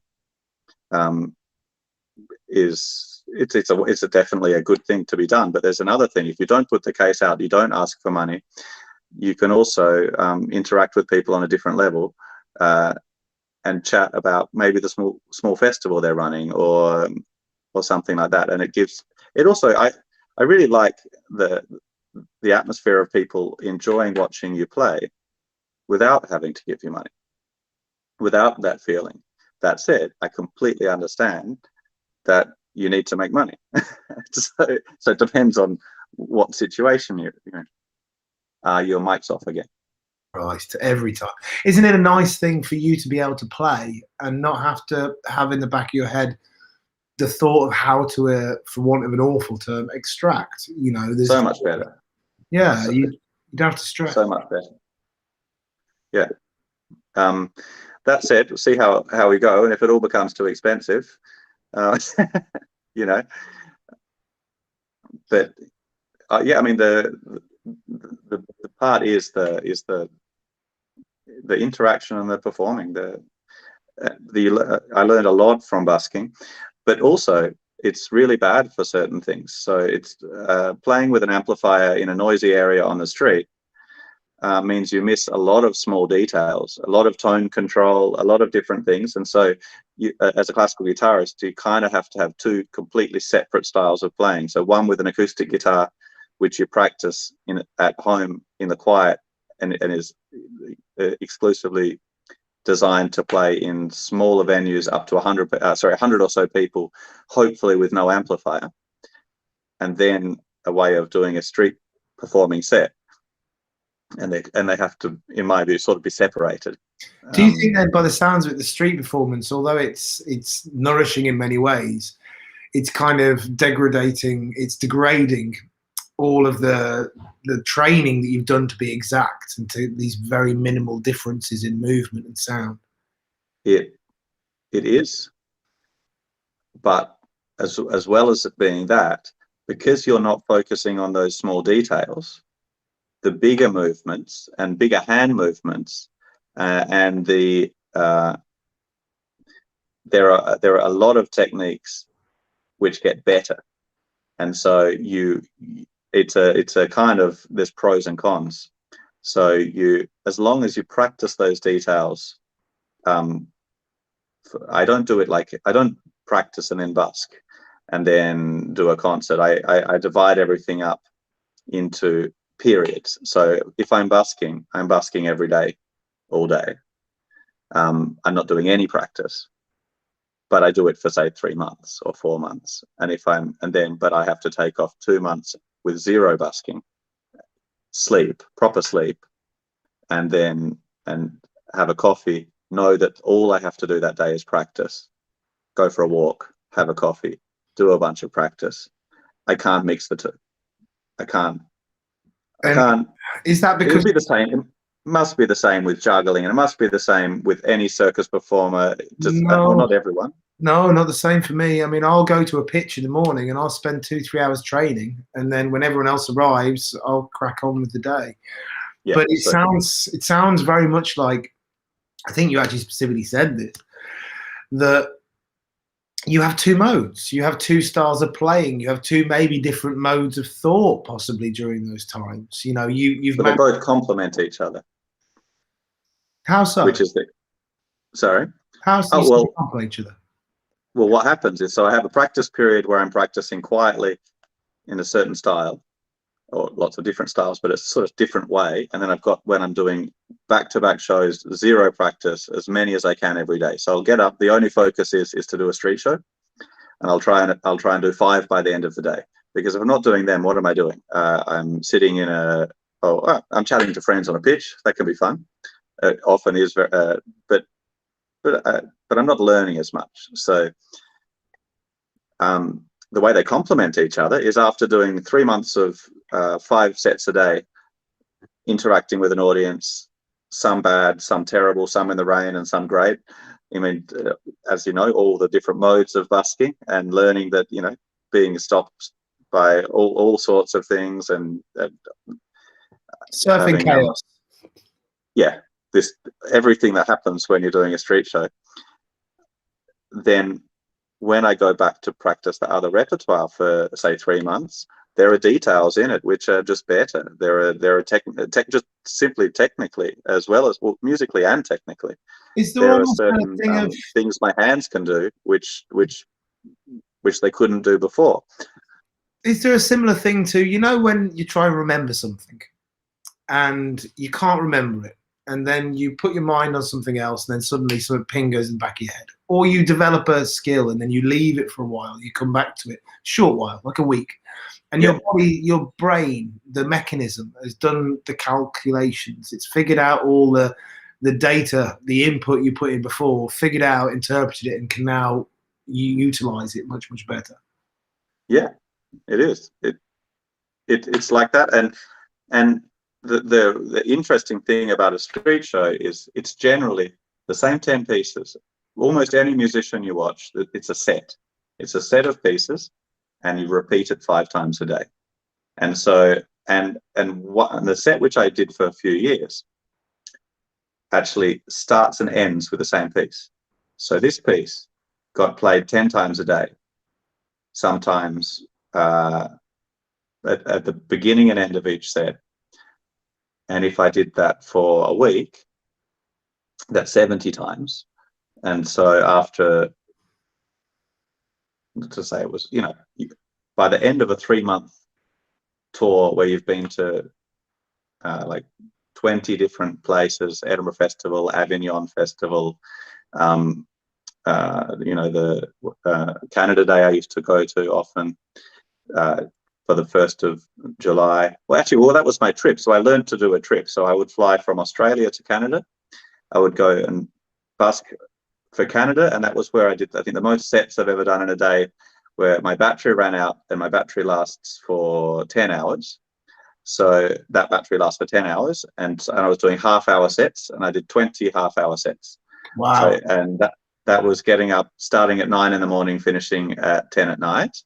Outside the Chateau Laurier, but not far from the Chateau Laurier, for Canada Day, which is a bit like that day. It's a big area where there's, and that's a place where you don't get a single issue with anything really. So everyone is just having a good time. You're in a big open area. there's people. Circle shows come and do shows. It can be tough for circle shows because there's a lot of parades, and they go through the shows. And so I remember it's very hit and miss, and you've got to get all the way to Canada. So if you're a non-Canadian circle show, and I remember sitting down with the different performers after Canada Day, and there were, I can't remember who they were. It was 3 different circle shows. I remember exactly which ones. And one of them had done 5 amazing sets, and one of them had the Queen's Parade walk through his set, the Prince's Parade walk through his set, and had done 0 good sets. And so it's very much a dice roll. Because I've heard Canada Day can be incredible, but you've just, I suppose, by the sounds of it, got to get the right time, the right place, or be lucky enough to be able to work with the parade, keep their focus through the bloody parade until they're gone. Or be able to do that, which would be very tough there, very, very tough. But for a musician, you just stop for a few minutes, and that's not even, you don't do a show there. You're almost walk by, but you just happen to always have 30 people watching you. What do you think about this? So just on that note, in terms of keeping people's focus, it made me think of a thing about the nature of music as opposed to the nature of something that's like a circle show. A circle show, you have to be engaged.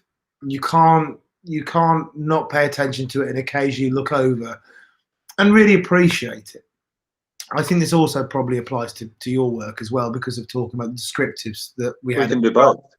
You can do both. That's the thing. Yeah, but the other thing I'm getting at there is that for music, it can be passively enjoyed. I can sit and talk to my friend, and my focus can go every which way, but I'm still very much enjoying the music that is being played. Absolutely, yeah. It's a big difference. So a musician can work in an area where they never build an audience, but there's enough people everywhere who still enjoy it. And people will make a decision that they like you in a very quick amount of time. So someone will walk past, they hear one small thing that attracts them and they like, they'll buy a CD and they'll leave. You can grab someone's attention as a musician just by playing a few notes that they recognize and they've enjoyed in the past, and that's something you can't do as a circle show, I guess. Well, I think it's a lot more difficult, because, for example, you get this classic thing of when are you going to do it? Because a lot of shows have this contract show kind of thing to them, and you kind of think, well, I am doing it. This is it. The play, the chat, all this kind of stuff is meant to be experienced, but you haven't realised that you're engaged and you're watching this. You've just got your eye on the end prize. Do you understand what I mean? Yes. So you're going to come back. You're going to busk around Europe. You're going to busk kind of without hatting, sometimes hatting. You're going to try and put a CD together. Are you looking to try and get a kind of a following, a YouTube following? Are you looking at any other kind of method of augmenting? I did look at my what was it? It is YouTube. Yeah, I looked at my YouTube channel, and I noticed that I had, I think, 11,000 subscribers, and I haven't posted a video in 10 years. Well, 11,000 is very respectable, For me, the idea of having to perform to people through a little screen in my room is not ideal. I mean, but you said you're creating videos now, so your next album is going to be a collection of videos. That's right, yeah. Instead of a CD, yeah. And so is that a collection of videos that will be housed on it's YouTube? For YouTube, yeah. And it's so for YouTube. You are starting to create content. Well, I planned on doing, even before it will be content, and I'm going to put it on, basically, yes. But whether I can do what you do in order to promote them, which I know now is, you know, make a video every few days sort of talking about it and things like that. What I you know, that kind of thing. I don't know. I think I might dedicate a amount of time to it. And I was considering, because I understand that there is a big audience and a lot of people watch YouTube, and it is a platform where you can present some cool things. But I don't want it to be anything that takes up a lot of time. I would rather be doing live concerts. I would rather be performing for no money on the street, really. Then just enjoying that, talking to people a bit and having just interacting with people. But I don't mind putting a sort of strict time together, saying, okay, every 2 weeks, have a little chat about what I'm doing, and recording some videos and using the platform. But I wouldn't want it to be too consuming. Like, fair enough. I think you have to limit yourself with these things, because they're, in my view, they're kind of an addictive thing. And do you mean by looking? You don't want to be staring at look at people staring at their phones. I mean, it's, yeah, and me as well. It's easy to be addicted to just constantly looking at your phone. Stimulus, and constant stimulus. Yeah, and it's. I mean, there's more to life than staring at your phone, isn't there? I don't know. Watch the show. Stare at your phone. So yeah, that said, in the right amount, sure. I asked the same question to everyone towards the end of the show. So we're in the last 9 minutes now. So do you have any advice for anybody who would start busking, who's a classical musician also, because, you know, that's something you have an incredible amount of experience with? Any advice to give to those people? Sure. For performing, I think a really important thing is pick the pieces you love and try and find some pieces that other people love as well, and develop a set which is about 7 or 8 pieces long, which can be performed with a bit of banter, in an environment where you get a chance to do it very often. Now, it's a really hard thing to do maybe now, because it's hard to start doing that, especially at the moment, because of busking is much harder than it used to be. But when I look at the solo performers I know around the world who are very successful, and when I mean successful in that they do a lot of shows and a lot of people enjoy what they do. People like, say, Tommy Emmanuel is an Australian guitarist, and how did they develop a show that lots of people would watch and that entertained a lot of people? Well, he used to play constantly very similar sets in bars, and he would play again and again and again and again and again a set which he developed. And when you do street shows, if you develop a set that you play again and again and again and again, you can start to learn from it quite a lot, and how to interact with an audience. Now, of course, I think it's really important to have hours and hours and hours of repertoire and to study all the different types of music that you love. But developing a set which can be performed and sort of nurturing it with the audience, you and them together, is really important. But the way to develop it is by doing it a lot. So that's the sort of advice, but it's not the best advice, because you have to find a place where you can do it a lot, and that's quite difficult. So I don't know where it could, you know, it might be YouTube now, it might be that now. I don't know the avenues. For me, it was doing street shows. For some people, it's doing lots and lots of concerts. But I think it's important not to be a classical guitarist who does one concert every 2 months and practices and practices in the quiet to play that one concert every 2 months. I think you need to be doing 3 or 4 a day, or to get to really make that work, and to learn from it. Yeah, that's really, really good advice, mate. Really appreciate that, and I'm sure people will take some value from that in the future. Last thing, you've met a lot of people on the way. You've talked about people who've helped you, people who've shown you stuff. You've probably shown other people stuff. There's heaps of people I haven't mentioned who have helped me huge amounts. Is there anything you want to say to everybody? If people might stumble upon the video, if they're watching now and they've met you along the way, and because of COVID, you might not see them for a long time. Is there anything you want to say to everybody? Oh, well, that I'm appreciative. That I'm appreciative to all of the performers I've learned from, all of the circle shows, all of the other musicians, and all of my teachers, and also all of the composers who I'm often playing the music from.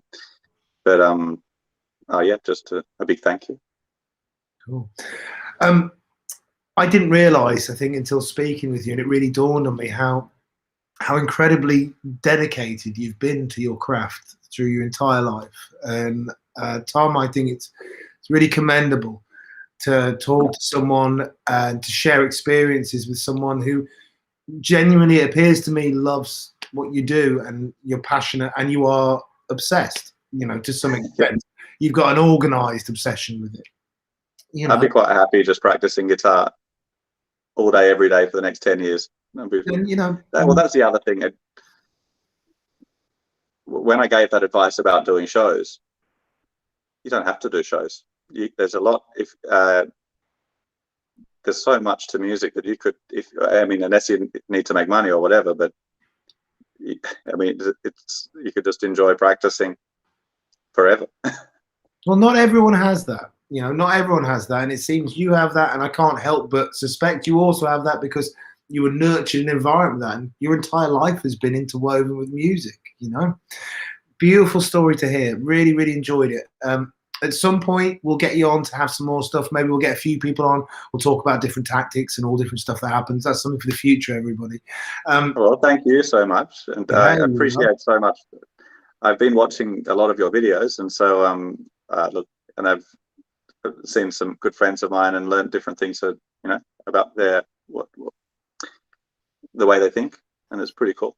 Yeah, well, one of the things I find really interesting about it is hearing the way people think, their experiences, the obstacles they had, and how they operated around it. And it's fascinating. Sometimes I talk to people and I ask them questions, and you can clearly see from the questions I ask, they think about the world in a completely different manner to the way I do.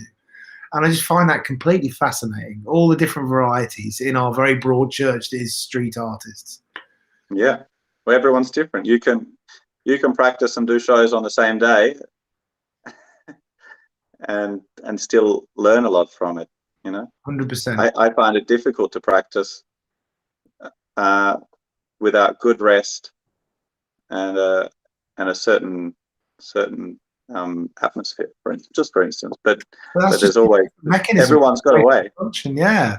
I love starting the day with a bit of training. You focus your mind on the task, you get it sorted, and then when you go into the show, it's already kind of greased up, if you know what I mean. Yeah. I know what you mean. Yeah. Cool, but we could talk all night long. Everybody, thank you for watching. Really. Thank you. Thanks for everyone who's watching. Yeah, Tom, been an utter joy. Everybody, if you did enjoy it and you haven't yet, please like, follow, subscribe, comment. If you can, join the Patreon, help support the project. Otherwise, from that, everyone, much love. We will see you next week for 2 Whining On. We have Yulia Taylor, and I will post on Monday the other chap that I've got on. I think it's Johnny McCauley. I will check. It will come up. Please check out the thread. You'll see it. Everyone, for now, much love.